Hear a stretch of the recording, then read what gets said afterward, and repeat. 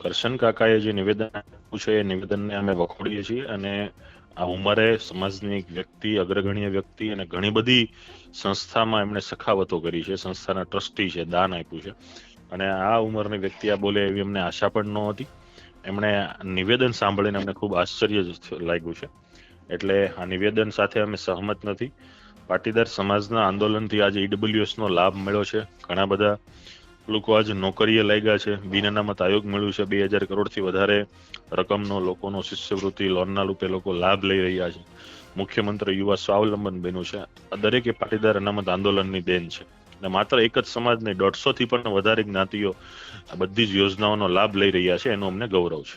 અને જે સ્ટેટમેન્ટ એમણે જે મંચ પર આપ્યું છે, એ મંચ પર જે સન્માન જે કાર્યક્રમ હતો, એ સન્માન કરનારા લોકો જે ઉદ્યોગપતિ ને કરશન કાકા ને બધા હતા, પણ જેમનું સન્માન થયું એ લોકો ઓલરેડી નો લાભ લઈને આગળ આવ્યા છે અને એમનું જ એમને સન્માન કર્યું હતું.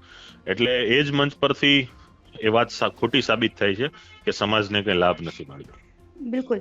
અલ્પેશભાઈ, આપને શું લાગે છે, 10 વર્ષ બાદ કરશન કાકાને એકવાર ફરી આ આંદોલન યાદ આવ્યું છે? લાગે છે આવનારા દિવસોમાં કઈ બદલાવ થશે? કારણ કે હવે અલગ અલગ નેતાઓનું પણ નિવેદન સામે આવી રહ્યું છે અને લોકો વિરોધ પણ કરી રહ્યા છે. હવે બદલાવ થશે કે નહીં એ તો ભવિષ્યમાં ખબર પડે. અત્યારથી આપણે કઈ ભાખી ન શકીએ.